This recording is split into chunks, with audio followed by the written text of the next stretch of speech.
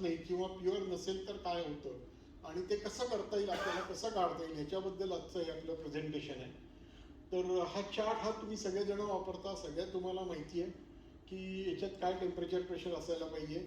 Even तुम्हाला जे अमोनियाचं flyer दिलंय त्याच्यामध्ये पण हा चार्ट आहे, त्यामुळे तुम्ही तो त्याला वापरू शकता. ते अमोनिया फ्लायरमध्ये आहे प्रिंटेड चार्ट हा. तर काय काय गोष्टी असतात ज्या पाणी आणि नॉन कंडेन्सेबल गॅसेस. नॉन कंडेन्सेबल गॅसेसमध्ये मुख्यतः हवा असते आणि आपल्याकडे काही वेळेला नायट्रोजन किंवा हायड्रोकार्बन्स पण येतात. ते कसे येतात ते पण आपण बघूयात. पहिलं आपण हवेचं किंवा नॉन कंडेन्सेबल गॅसेसबद्दल बोलूयात.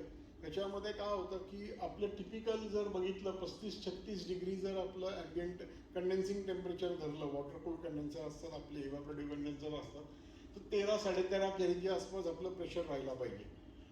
पण त्यावेळी जर नायट्रोजन आपल्या प्लांटमध्ये आला किंवा हवा आली तर तो कंडेन्सच होत नाही, कारण त्याला लागणारे प्रेशर्स वेगळे असतात किंवा ते रेफ्रिजरंट म्हणून वापरले जात नाहीत. त्यामुळे कंटिन्युअसली ते ॲडिशन होत जाते. आता काय होतं, म्हणजे एअर जर असेल आपल्याकडे तर हे आपलं 13.5 केजीचं असलं पाहिजे. पण एअर जर आपल्या प्लांटमध्ये आली तर आपलं ते एअरचं प्रेशर ॲड होतं. आता एअर कंडेन्स होत नसल्यामुळे ती टोटल प्रेशर आपलं वाढतं. मी तुम्ही जर बघितलं की 13.5 केजीच्या ऐवजी आपलं 14.5 किंवा 15 केजी प्रेशर जातं. ते एअरमुळे जातं. आणि जेवढं आपलं प्रेशर जास्त जाईल तेवढं कॉम्प्रेसरला आपल्याला पॉवर जास्त लागते. आणि कॉम्प्रेसरची पॉवर म्हणजे काय, डिस्चार्ज प्रेशर भागिले सक्शन प्रेशर.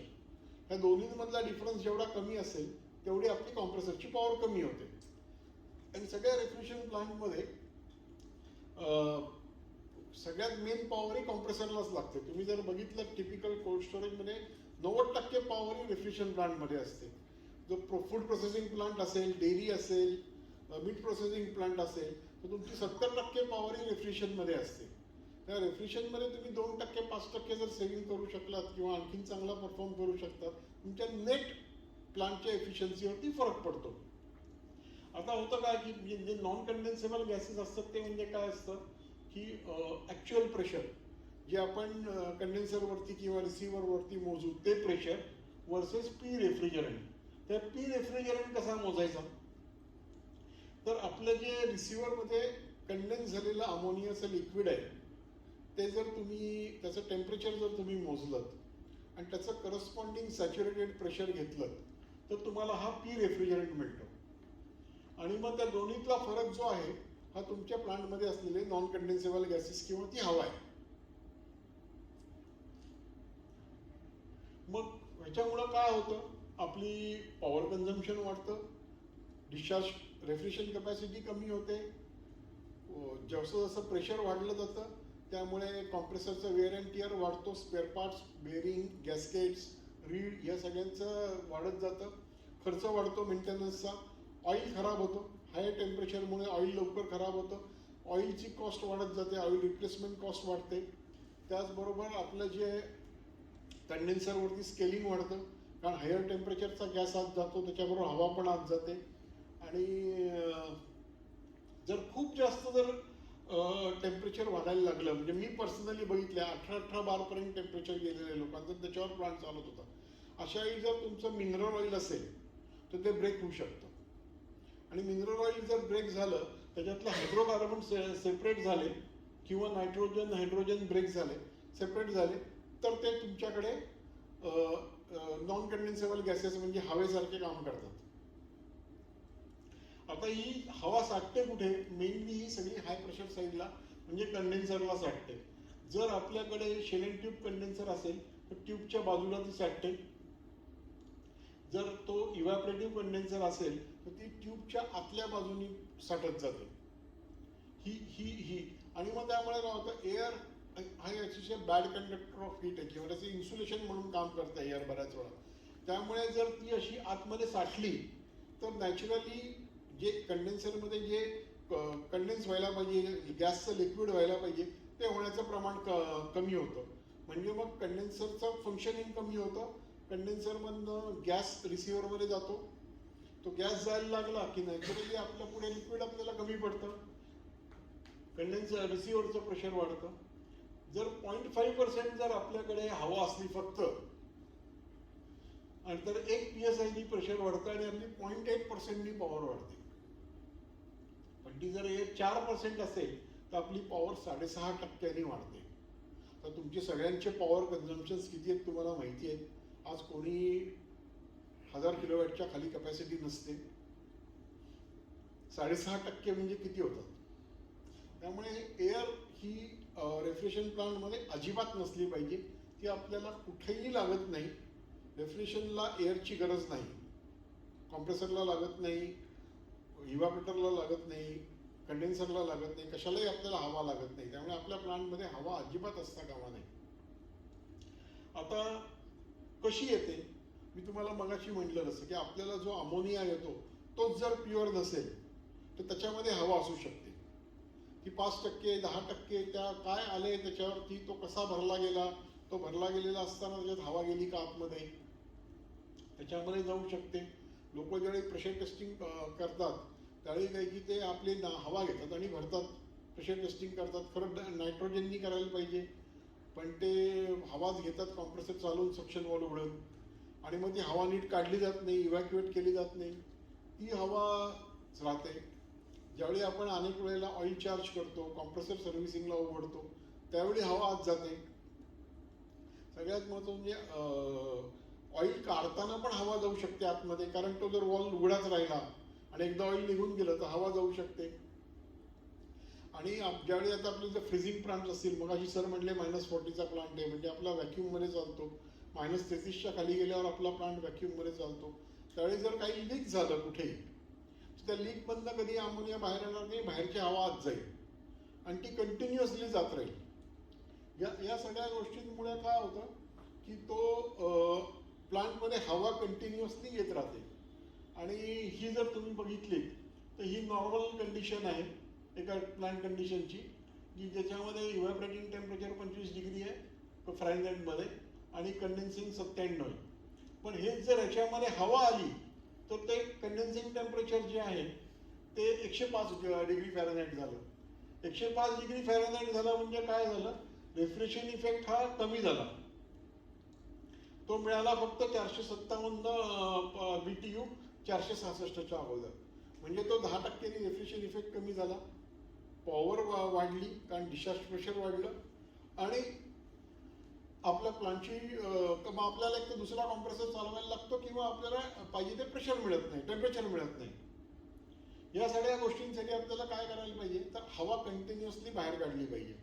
तर हवा काढायची पद्धत काय असते, एक तर मॅन्युअली आपण काढू शकतो किंवा ऑटोमॅटिकली काढू शकतो. मॅन्युअली काढायची म्हणजे काय की आपल्याकडे मॅन्युअल प्रोसिजर आपल्याला सगळ्यांना माहिती असते की आपण प्लांट बंद करतो, कंडेन्सरचं पाणी चालवतो, कंडेन्सरमधला अमोनिया गार होऊन लिक्विड होऊन जातो, मग आपण कंडेन्सरच्या इनलेटमधला वॉल उघडतो आणि हळूहळू उघडतो.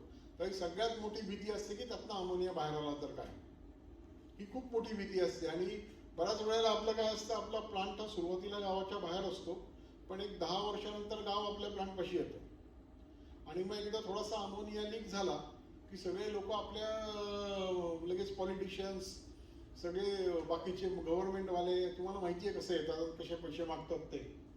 त्यामुळे ऑटोमॅटिक पर्जिंग करणं हे सगळ्यात जास्त रेकमेंडेड आहे, आणि त्यामुळे एनर्जी सेव्हिंग पण होतं आणि अमोनिया लिकेजची भीती पूर्णपणे कमी होते. आता ह्याच्यात काय होतं की पूर्णपणे माणसावरती अवलंबून राहायची गरज नाही. त्याची ऑपरेटिंग सायकल म्हणजे मॅन्युअल पर्जिंगमध्ये काय असतं, ज्यावेळी आपण पर्ज करत नाही त्यावेळी आपलं डिस्चार्ज प्रेशर वाढतं, आपण मॅन्युअली पर्जिंग केलं की डिस्चार्ज प्रेशर कमी होतं, परत पुढच्या वेळी करूच तोपर्यंत प्रेशर वाढत जातं. आता अनेक जण असं मी बघितलेत, काही प्लांटमध्ये काय करतात लोक, रिसिव्हरवरती एक पर्जिंगचा वॉल लावतात, त्याला काय की पाईप लावून तो पाण्यामध्ये सोडून देतात आणि तो वॉल कायम उघडा ठेवतात, तो वॉल बंदच करत नाही. त्यातनं काय होतं, अमोनियाच जात राहतो, कंटिन्युअसली अमोनिया येतो, आणि मग ते जर चुकून बादलीला धक्का लागला तर सगळा अमोनिया प्लांटमध्ये पसरतो. आणि सगळ्यात महत्वाचं म्हणजे पाण्याची अमोनिया किती तो ऍब्सॉर्ब करू शकतो याची कपॅसिटी असते. त्यामुळे तुम्ही ती एवढीशी बाटली ठेवली, त्यात अमोनिया भरत गेला की काही वेळाने अमोनियाची पाण्याची अमोनिया ऍब्सॉर्ब करायची कपॅसिटी संपून जाते आणि सगळा अमोनिया वरतीच राहतो. हा जो फरक असतो हा, त्यामुळे हा इथे जर आपण ऑटोमॅटिक पर्जिंग केलं तर आपलं डिस्चार्ज प्रेशर कॉन्स्टंटली कमी राहतं. त्याच्याबरोबर दुसरं काय होतं की कंटिन्युअसली गेल्यामुळे आपली पॉवर वाचते, एफिशियंट करते, लेबरची गरज पडत नाही. सुरुवातीला काय होतं की कॅपिटल कॉस्ट म्हणजे आपल्याला इक्विपमेंट लावायला लागतं, पण त्याची वन टाइम कॉस्ट असते. माझा एक्सपिरियन्स आहे 1 वर्षामध्ये पेबॅक पिरियड येतो. आता याच्यामध्ये मॅन्युअल पर्जिंग जसं मी तुम्हाला म्हटलं, आपण रिसिव्हरमधनं एक वॉल घेतो, पाण्यात सोडतो किंवा कंडेन्सरच्या इनलेटला घेतो. त्याला प्रोसिजर दिलेली आहे मॅन्युअलमध्ये. सरांनी SOP सांगितलं, गुराणीकर सरांनी सेफ्टीबद्दल सांगितलं, PPE किट वापरा, हे सगळं करा. कोणी काही करत नाही. तो मनुष्य जातो नुसताच वॉल उघडतो आणि म्हणजे ते जर थोडासा अमोनिया बाहेर गेला की लगेच आजूबाजूचे लोक उरावर बसतात. त्यामुळे वेळ भरपूर एक तर प्लांट बंद ठेवायला लागतो, कारण कंडेन्सर मधलं सगळं लिक्विड कंडेन्स होऊन मग आपण त्याचं वेंटिंग करतो. दुसरी गोष्ट म्हणजे त्याचं 100% हवा जाण्याची काही गॅरंटी नसते. अमोनिया बाहेर जाण्याचे चान्सेस खूप असतात आणि त्याच्यामुळे प्रॉब्लेम होऊ शकतात. मग दुसरा ऑप्शन काय आहे तर ऑटोमॅटिक पर्जिंग सिस्टीम आला. ऑटोमॅटिक पर्जिंग सिस्टीम म्हणजे काय असतं, तो पर्जर काय, ऑटोमॅटिक पर्जिंग सिस्टीम जो असतो त्याला पर्जर म्हणतात. तो पर्जर काय करतो की तुमचे फाऊल गॅस सारखा कलेक्ट करत राहतो आणि तो फाऊल गॅस घेऊन त्याला तो त्याच्यातनं तो अमोनिया आणि एअर वेगळी करतो आणि एअर बाहेर काढतो. ती ऑटोमॅटिकली करतो, कंटिन्युअसली ऑनलाईन करतो. यामुळे काय होतं की माणसाची नाही गरज पडत आणि आपल्याला कोणाची लक्ष द्यायला लागत नाही. त्याचबरोबर अमोनिया बाहेर येत नाही आणि ते कंटिन्युअसली चालत राहतं.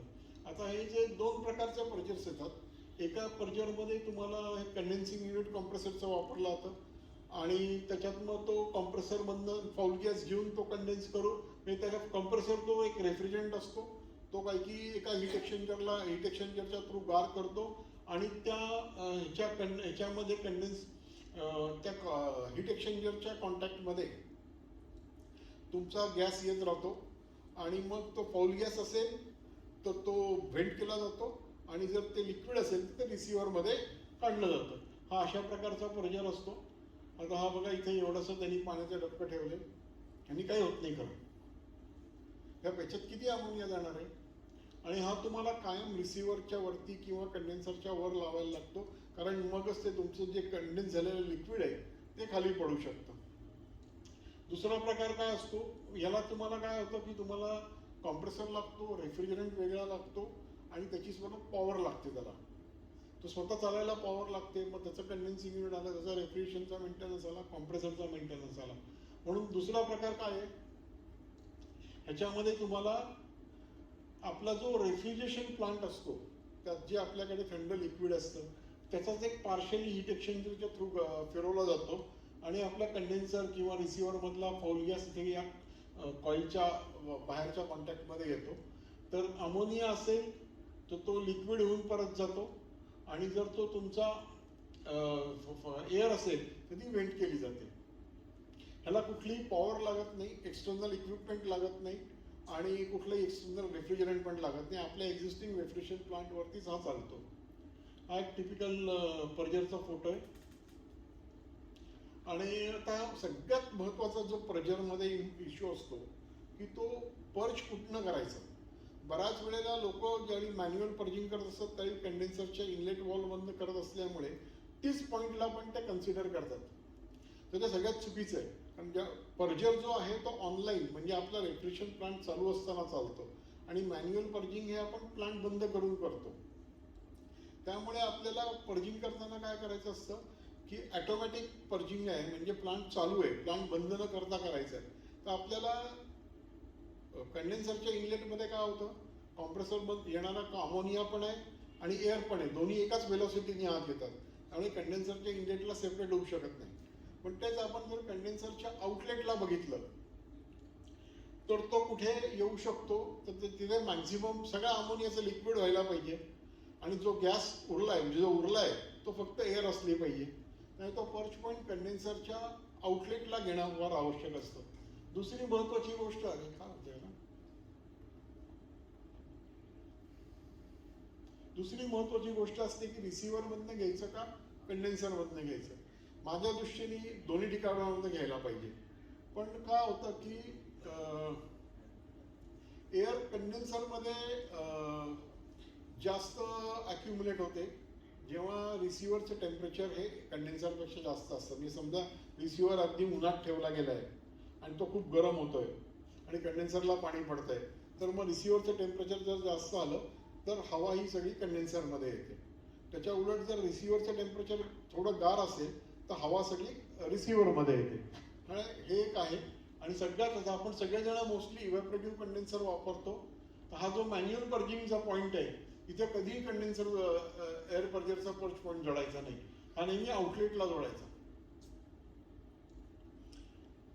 हे बघा तेच ड्रॉइंग इथं पण दाखवलंय. हा मॅन्युअल पर्जिंग आहे, पण हा जो आपला हे जे आहे तो इथे जोडायचा आहे पण कंडेन्सरला. तसंच रिसिव्हरमध्ये आपल्याकडे ज्यावेळी रिसिव्हरमध्ये लिक्विड येतं कंडेन्सरमधनं, त्याच्यापासून सगळ्यात लांब पॉईंट घ्यायचा आहे, त्याच्या शेजारी कधीही घ्यायचा नाही. बऱ्याच वेळेला आपण आहे त्याला जोडायला जातो, असं करायचं नाही. कारण इथनं ज्यावेळी कंडेन्सरमधनं ज्यावेळी अमोनिया येतो त्यावेळी जर गॅसेस असतील तर ते या शेजारच्या वॉलमधनं लगेच ते गॅसेसच पर्जरमध्ये जातील. म्हणजे आपण जितकं लांब घेऊ तितकं ते गॅसेस डाऊन होतात, फक्त एअरवर येते. हे काही फोटो आहेत बघा आता. म्हणजे हा पीएचई कंडेन्सर आहे, ह्याच्या इथे आउटलेटमधनं हा पर्जिंग पॉईंट घेतलेला आहे. आता हे महत्वाचं लक्षात ठेवा, याचे यू ट्रॅक वगैरे कंडेन्सरले दिलेले असतात, त्याच्या नेहमी अलीकडे घ्यायचा, पुढे इथनं घ्यायचा नाही. हा इव्हॅपोरेटिव्ह कंडेन्सर आहे, ह्याच्या इथे घेतलेला आहे बघा पर्च पॉईंट. हा जो यू टॅप प्री टॅप म्हणतात त्याच्या पुढे घ्यायचा नाही, कारण हा लिक्विडसाठी असतो. पुढे सगळं लिक्विडच येणं अपेक्षित असतं, मग एअर येणारच नाही. तसंच जिथे ऍटमॉस्फिअरिक कंडेन्सर असतात तिथेही आपण हेडरवरनं पर्च पॉईंट घेऊ शकतो. हे बघा इथनं पर्च पॉईंट घेतलेला आहे. हे असे यू करून वगैरे घ्यायचे नाहीत, यातनं मग एअर पुढे जात नाही. हेही शक्यतो करू नका. असं जे सोलनाईड वॉल लावलेले आहेत हे इथे लावले की ह्याच्यावरती पाऊस पडतो, पाणी पडतो, सोलनाईड वॉल खराब होतो. त्याच्यापेक्षा पर्जरवरती तो असेल तर तो सेट होत राहतो. हे टिपिकल एक इन्स्टॉलेशन ड्रॉइंग आहे. हे पर्च पॉईंट्स कंडेन्सरच्या आउटलेटमधून घेतलेत, रिसिव्हरवरनं घेतलेत.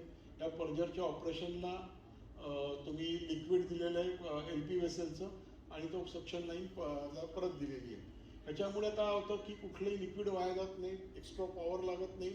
आपल्या एक्झिस्टिंग रेफ्रिजरेशन प्लांटमधनंच आपण पर्जर चालवतो. तसंच ही ग्रॅव्हिटी फीड सिस्टीम जर पंप ओव्हरफीड नसेल तरी आपण त्याला पर्जिंग सिस्टीम लावू शकतो. एका आईस प्लांटचे रिझल्ट्स आहेत, त्यांच्याकडे 16 kg प्रेशर होतं आणि पर्जर लावल्यानंतर साधारणपणे 2 दिवसाच्या ऑपरेशनमध्ये 12 kg पर्यंत खाली आलं. तुम्ही एक ॲडजस्टमेंट बघू शकता. त्यामुळे आणि हे ज्यावेळी लावलं तरी 7.5 रुपये कॉस्ट होती. म्हणजे त्यांचा पेबॅक पिरियड हा साधारणपणे 7-8 महिने होता. टिपिकली -40चा जो प्लांट असतो फ्रीजिंग प्लांट 500 किलोवॅटला जेवढं सेलिंग होतं एका वर्षात. अगदी म्हणजे लोक म्हणतात की अरे पॉझिटिव्ह प्रेशरचा प्लांट आहे, पोटॅटो कोल्ड स्टोरेज आहे, आम्हाला काय होणार. तर त्याच्यामध्ये आपल्याला अतिशय चांगले रिझल्ट्स मिळालेले आहेत.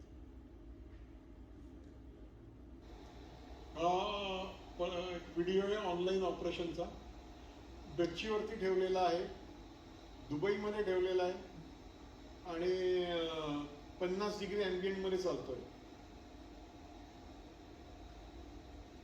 पूर्णपणे हा स्टेनलेस स्टील मधला होता.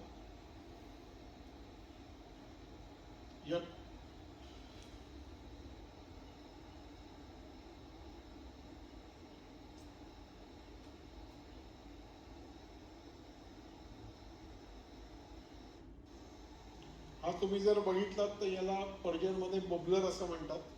म्हणजे जी हवा येते ती या बबलरमध्ये दिली जाते. त्यामुळे जर चुकून अमोनिया आला तर ह्या पाण्यात तो इव्हॅपोरेट होतो. पाणी कंटिन्युअसली फ्रेश घेतलं जातं. त्यामुळे कुठल्याही परिस्थितीमध्ये तो तुमचा अमोनिया बाहेर येऊ शकत नाही. असा सेफ प्रिकॉशन असलेला पर्जर तुम्ही लावा. हवेत सोडू नका, बादलीमध्ये सोडू नका. आता पुढची गोष्ट आहे त्याच्यामध्ये येणारं पाणी. आपल्याला थोडं स्पीड जास्त होत आहे का माझं? कारण उशीर झालाय, साहेबांनी लवकर संपवायला सांगितलंय. तर पाणी हे पाण्याचा मेन प्रॉब्लेम काय असतो की पाणी, अमोनिया आणि पाणी एकत्र आलं की ते लगेच लग्न करून टाकतात. थांबतच नाहीत ते, त्यांना हनीमूनच करायचा असतो. कारण अमोनिया अतिशय हायग्रोस्कोपिक आहे. तो जरी तुम्ही अॅनाड्रेस अमोनिया घेतला आणि त्याच्या कॉन्टॅक्टमध्ये काही कारणाने पाणी आलं की लगेच ते एकमेकांमध्ये मिक्स होतं आणि त्या पाण्याचा अमोनियाचा अॅनाड्रेस अमोनियाचा हायड्रस अमोनिया होतो. आता हे काही व्हिडिओ आहेत, मी तुम्हाला जस्ट दाखवतोय की किती पाणी असतं.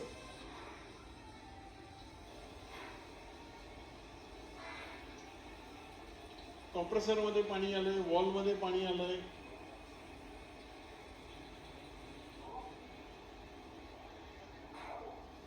लोकांचा विश्वास नाही बसत की माझ्या प्लांटमध्ये एवढं पाणी आहे म्हणून.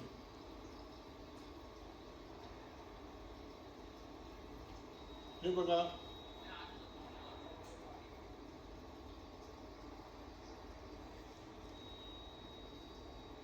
अमोनियामध्ये पाणी येतच आणि अनेक कारणांमुळे पाणी येतं आणि आलं की हे अशा पद्धतीने साठून राहतं. ते नॉर्मली लो प्रेशर साईडला साठतं. तर जसं मी तुम्हाला म्हटलं की अतिशय चांगलं भयंकर प्रेमात पडलेले असतात, ताबडतोब लग्न करतात. आता काय असतं, जसं मी तुम्हाला म्हटलं की पाण्याची ऍब्सॉर्प्शन कॅपॅसिटी असते. जर तुमचं 30 डिग्रीला जर अमोनिया असेल तर तो 30% पाणी ऍब्सॉर्ब करू शकतो. पण ज्यावेळी आपण -33ला जातो तर तो 100% पाणी ऍब्सॉर्ब करू शकतो. त्यामुळे हे तुम्हाला भयंकर महत्वाचं असतं की जेवढ्या लो टेम्परेचरला आपण पाणी चालवतो तेवढं आपल्याला, प्लांट चालवतो तेवढं पाणी आत येण्याची, ते अमोनियात मिक्स होण्याची जास्त शक्यता असते. तर तुम्ही जर बघितलं तर -40ला म्हणजे -0.3 kg बारला ॲटमॉस्फिअरिक प्रेशरला आपला जर प्लांट चालत असेल तर पाणी 0 असेल तर -40 ह्या प्रेशरला -40 मिळायला पाहिजे. पण पाणी 10% असेल तर -38च येतं. म्हणजे हे तुम्ही असं म्हणू शकता की हे तुमच्या प्लांटमधलं इंडिकेशन आहे की तुमच्या सक्शन प्रेशर -0.3 आहे पण तुम्हाला -40 मिळत नाहीये. -35, -36, 37 मिनिट आहे. याचा अर्थ तुमच्या अमोनियामध्ये पाणी आहे. जसं पाण्याचं पर्सेंटेज वाढत तसा बॉइलिंग पॉईंट वाढतो. बॉइलिंग पॉईंट वाढल्यामुळे काय होतं, आपल्याला लोअर सेक्शनला प्लांट चालवायला लागतो. मग तो असं म्हणतो की सर मला -40 साठी मी चालवतो -0.5ला किंवा -0.6ला. जेवढा तो खाली सेक्शनला चालवेल तेवढी आपल्याला पॉवर जास्त लागते. त्यामुळे पाणी हे अगदी अतिशय हार्मफुल आहे आपल्या रेफ्रिजरेशन प्लांटला. आता हे येतं कुठनं तर एकतर बऱ्याच वेळेला आपलं प्लांट, अनेक जण अजूनही प्रेशर टेस्टिंग करताना, इक्विपमेंट बनवताना हायड्रो टेस्ट करतात. हायड्रो टेस्ट अजिबात कुठलंही वेसल करायचं नाही, कुठलंही इक्विपमेंट करायचं नाही. सगळं ड्राय नायट्रोजननी टेस्ट व्हायला पाहिजे. कारण तुम्ही जर का एक मोठा पंप वेसल घेतलं आणि त्यात पाणी भरून टेस्ट केलं तर ते पाणी सगळं बाहेर कसं काढणार, आतमध्ये ड्राय कसं करणार. तर ते तिथे कायम तिथे राहतं. दुसरं म्हणजे जसं ऑपरेशन असतं, अमोनियाची क्वालिटी असते, एअर आत येते, या सगळ्यांनी आपल्या ह्याच्यामध्ये सिस्टीममध्ये पाणी येत राहतं. काही वेळेला समजा आता काय आईस बँक टँक कॉईल असतात डेअरीमध्ये किंवा शेल अँड ट्यूब कंडेन्सर वापरतात. तिथे जर ते पाईप, ती ट्यूब लीक झाली तर पाणी आत जाऊ शकतं. प्रॉपर ऑइल ड्रेन करताना नीट काळजी नाही घेतली तर पाणी आत जाऊ शकतं. आणि जे आपलं -33च्या खाली म्हणजे -40ला प्लांट चालतात त्याच्याबरोबर जशी लीक झालं तर एअर आत जाते. एअर बरोबर हवेतलं मॉइश्चर पण आत जातं आणि ते मॉइश्चर आत गेलं की डेफिनेटली तो तुमच्या एअर पर्जरनी समजा एअर काढली तरी तो तुमचंही आत गेलेलं पाणी अमोनियात मिक्स होऊन जातं. त्याच्यानंतर ज्यावेळी त्यांनी टेस्ट केलेलं असतं किंवा आपण एखाद्या प्लांटचं सर्व्हिस मेंटेनन्स करतो त्याचं प्रॉपर इव्हॅक्युएशन करत नाही, त्याच्यामध्ये आतमध्ये पाणी जाऊ शकतं. आणि जसं होतं किंवा पर्जेर आहे, तर पर्जेर जर चालू असेल आणि तो कंटिन्युअसली एअर काढत असेल तर तो एअर काढेल, पण त्यावेळी पाणी पण वाढत जातं ना. ते एअरमधनं आलेलं पाणी जे म्हणजे एअरमधली आपण ह्युमिडिटी म्हणू, ती जी आत येते ती जाणार कुठे? ती अमोनियामध्ये मिक्स होऊन जाते. त्याच्यामुळे काय होतं की आपले करोजनचं सगळीकडे सुरू होतं, कारण एअर आलेली आहे, पाणी आहे, त्यामुळे करोजन होणार आतमध्ये. एमएसचे सगळे पाईप आपली सगळा प्लांट अजून एमएसचा असतो, आपण अजून स्टेनलेस स्टीलमध्ये गेलेलं नाही आहे. आणि सगळ्यात महत्त्वाची गोष्ट असते ते ऑइल खराब होतं. ऑइल पाण्यामुळे लवकर खराब व्हायला लागतं, ऑइलची कॉस्ट वाढत जाते आणि मग ऑइल कन्झम्पशन वाढतं, ऑइलचे स्लजेस होतात आणि पुढे आणखीन प्रॉब्लेम येतात आपल्याला. त्या ऑइलवरती सेपरेट प्रेझेंटेशन देशपांडे साहेबांचं आहे, ते आणखीन माहिती देतील. आणि ह्या सगळ्या गोष्टींमुळे फिल्टर्स चोक होतात, एक्सपान्शन वॉल चोक होतात, कंट्रोल्स फेल्युअर होत जातं, कॉम्प्रेसरचं वेअर अँड टेअर वाढतं, कारण ते ऑइलच खराब झालं आहे, रस्टिंग सुरू झालेलं आहे आतमधनं. मी बघितलं मगाशी कॉम्प्रेसरमधनं पाणी कसं आलं ते. त्यामुळे जसं ते स्लजेस साठत जातात तसं पाईपमध्ये प्रेशर ड्रॉप पडतो. सक्शन लाईनला प्रेशर ड्रॉप वाढला की कॉम्प्रेसर लो प्रेशरला चालवायला लागतो, त्यामुळे आपली पॉवर कन्झम्पशनचा प्रॉब्लेम होतो. पंप्स खराब होत जातात, अमोनियाचे पंप्स, फिल्टर्स चोक होतात. लोअर सक्शन प्रेशरला मी मगाशी म्हटलं तसं आपला प्लांट चालवायला लागतो, त्यामुळे आपली सिस्टीमची एफिशियन्सी कमी पडते. बऱ्याच वेळेला -40साठी -0.3च्या ऐवजी -0.6 -0.7ला प्लांट चालतो. मग एक एक्स्ट्रा कॉम्प्रेसर चालवायला लागतो, पॉवर लागते.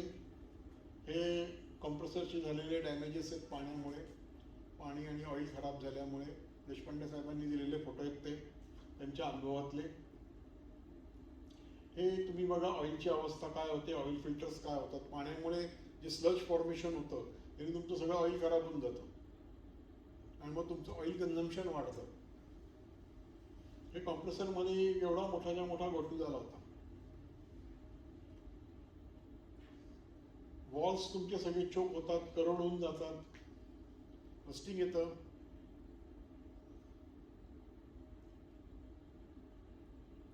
मी वॉल मॅन्युफॅक्चर असल्यामुळे असले खूप फोटो आहेत माझ्याकडे. फिल्टर्सची अवस्था बघा तुम्ही. जसं जसं तुमचं पर्सेंटेज ऑइल वाढत जातं तसं तुमचं बेरिंगचं लाईफ कमी होतं, त्यामुळे बेरिंगची कॉस्ट, रिप्लेसमेंट कॉस्ट येते. आयडियल सिस्टीम ज्यांना थेरॉटिकल इंटरेस्ट आहे की 25 डिग्री फॅरनहाईट 97 ही आपली डिग्री फॅरनहाईट ही आपली आयडियल कंडिशन आहे, पण जर पाणी आलं तर तेच टेम्परेचर मिळवायला आपल्याला 15 डिग्री फॅरनहाईटला चालवायला लागतं. तर तेवढी आपल्याला म्हणजे रेफ्रिजरेशन कॅपॅसिटी आपली कमी पडते. रेफ्रिजरेशन कॅपॅसिटी कमी पडली की आपल्याला तेवढी पॉवर जास्त लागते. आता पाणी साठतं कुठं? लोकांना बऱ्याच वेळेला वाटतं की माझं हाय प्रेशर रिसिव्हरमध्ये पाणी आहे. हाय प्रेशर रिसिव्हरमध्ये पाणी साठत नाही, कंडेन्सरमध्ये पाणी साठत नाही. पाणी नेहमी लो प्रेशर साईडला साठतं.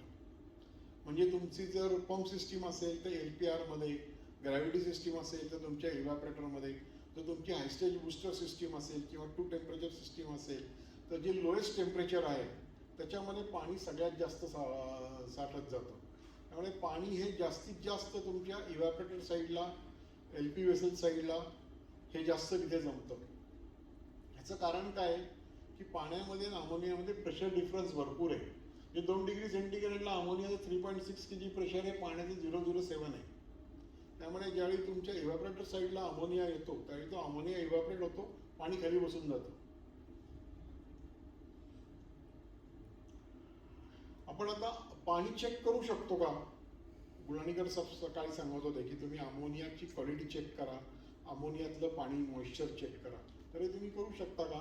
तर तुम्ही एक अमोनिया टेस्ट किट घेऊन थोडंसं काय म्हणतात त्याला, फेशियल आणि ग्लोव्ज वगैरे वापरून तुम्ही हे करू शकता.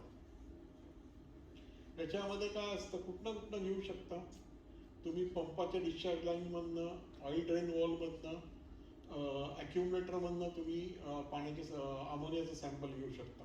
हे टिपिकल अमोनिया सॅम्पलर किट आहे.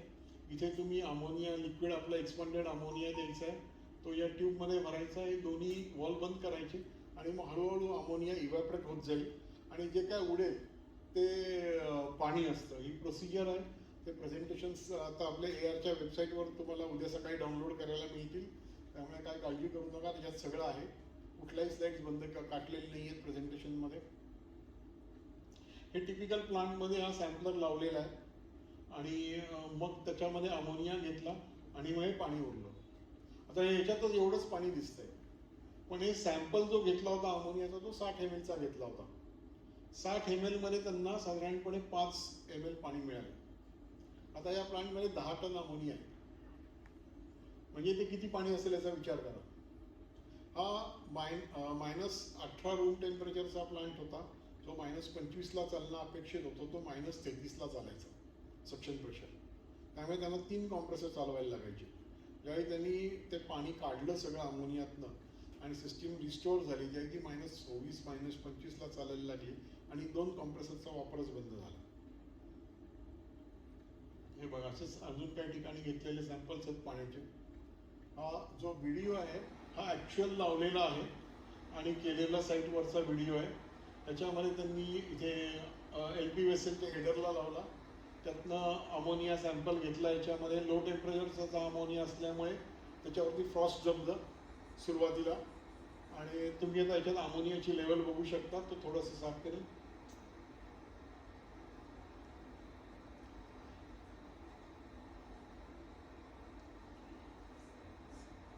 हे बघा, साधारणपणे इथे अमोनिया आहे बघा, ही लेवल अमोनियाची आहे. 1-2 तासामध्ये अमोनिया इव्हॅपरेट होऊन जातो आणि जसा अमोनिया इव्हॅपरेट होतो त्यावेळी खाली पाणी उरतं.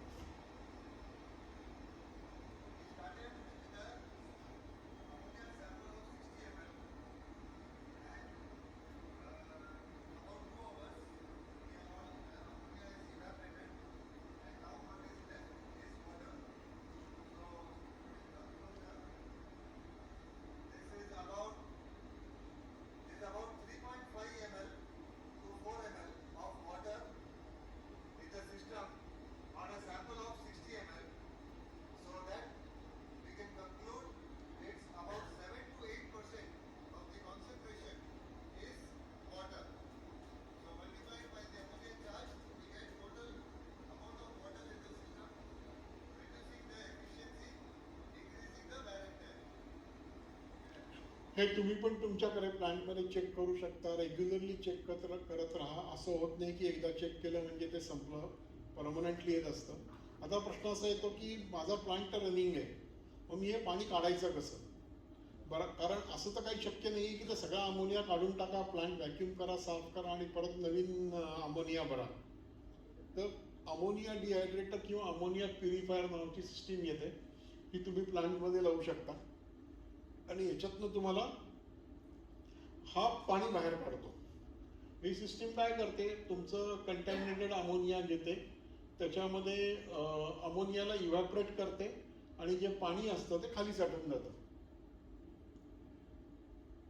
हे काही टिपिकल ड्रॉइंग्स आहेत. आता हा एक केस स्टडी होता की बूस्टर कॉम्प्रेसरला तो लावला होता. त्यांचं एवढं सेव्हिंग होतं वर्षभरामध्ये फक्त पाणी काढल्यामुळे एका कॉम्प्रेसरचं.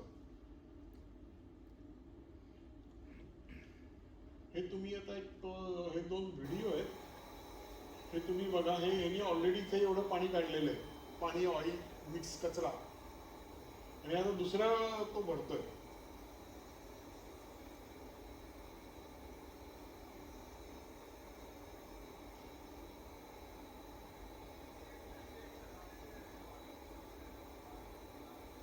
सेफ ऑपरेशन असतं. त्याच्यामुळे तुम्ही जर बघितलं त्यांनी काही मास्क बिस्क काही लावलेलं नाही, त्याचे काही त्याला अमोनिया येत नाही, काही नाही, आणि व्यवस्थित तो पाणी काढतो. या पर्टिक्युलर प्लांटमध्ये IPF प्लांट होते आणि -47 -48ला रेफ्रिजरेशन प्लांट चालू होते. ज्यावेळी त्यांनी या अमोनियातनं पाणी काढलं तरी तो प्लांट -42ला चालायला लागला आणि त्यांच्याकडे असे 5 IPF आहेत.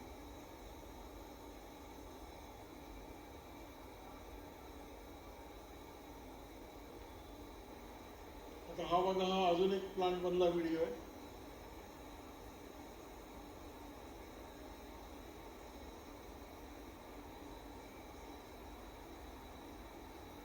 पाणी, ऑइल, डर्ट सगळं बाहेर पडतं त्यातनं. त्याच्यामुळे काय होतं, तुमचा प्लांट ऑटोमॅटिकली ऑनलाईन हळूहळू क्लीन होत जातो. कारण तुम्हाला काय अमोनिया बदलणं शक्य नसतं.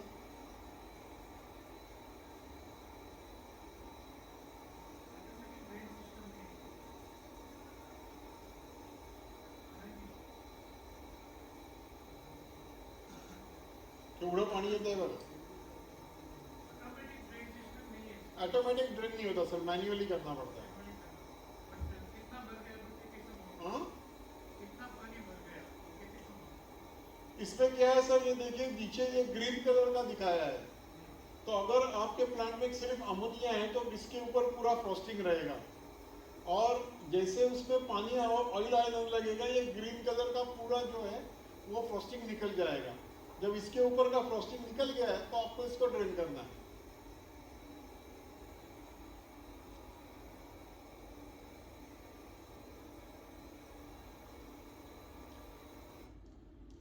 म्हणजे ओव्हरऑल काय होतं की जर आपण आजच्या प्रेझेंटेशनचं जिस्ट घ्यायला गेलं तर वॉटर जे आहे ते लो प्रेशर साईडला ॲक्युमुलेट होतं. अमोनिया आणि पाण्याची अतिशय चांगली ॲफिनिटी असल्यामुळे ताबडतोब मिक्स होऊन जातात.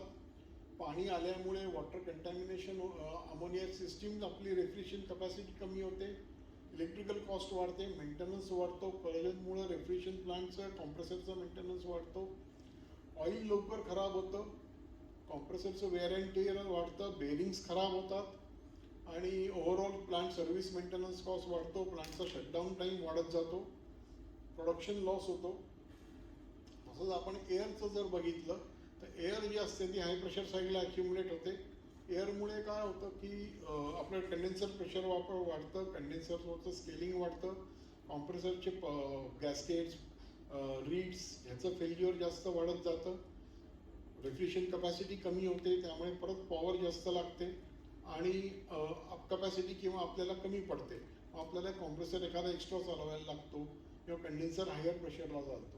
त्यामुळे या सगळ्या गोष्टींमुळे, या दोन्हींमुळे, पाणी आणि हवेमुळे आपला जो प्लांट आहे तो इनइफिशियंटली चालत जातो, त्याचं वेअर अँड टेअर लवकर होतं आणि आपला प्लांट खराब लवकर होतो. नॅचरली आपली रिप्लेसमेंट कॉस्ट येते, मेंटेनन्स कॉस्ट येते आणि प्लांटचं लाईफ सायकल पण कमी होते. त्यामुळे जेवढे आपण एअर ऑटोमॅटिकली पर्च करू, पाणी अमोनियातनं बाहेर काढत राहू, तेवढं आपलं प्लांटचं सस्टेनेबिलिटी वाढते, प्लांटचं लाईफ वाढतं आणि परफॉर्मन्स वाढतो, एनर्जी कन्झम्पशन कमी होतं, स्पेअर पार्टचं कन्झम्पशन कमी होतं. परागवाल्यांना राग येईल थोडासा, कारण त्यांचे स्पेअर पार्ट्स कमी विकले जातील पण कॉम्प्रेसर जास्त दिवस चालेल. असं या दोन्ही गोष्टींचा इफेक्ट असतो.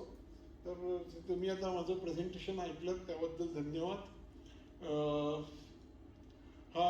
मी जे तुम्हाला जे आत्ता व्हिडिओ दाखवले किंवा आणखीन जे काही व्हिडिओ आहेत हे सगळे यूट्यूबवर अवेलेबल आहेत. हा QR कोड आहे, तो स्कॅन करून तुम्ही यूट्यूबला ते बघू शकता व्हिडिओ. सगळी प्रोग्रॅम्स आत्ता जे आपण रेकॉर्ड करतो हेही प्रेझेंटेशन मी यूट्यूबला अपलोड करीन, त्यामुळे तेही तुम्हाला पाहिजे तेव्हा बघता येईल. सो धन्यवाद तुम्ही ऐकून घेतल्याबद्दल. जेवणानंतर फारसं न झोपता कोणी ऐकलं त्यामुळे खास धन्यवाद.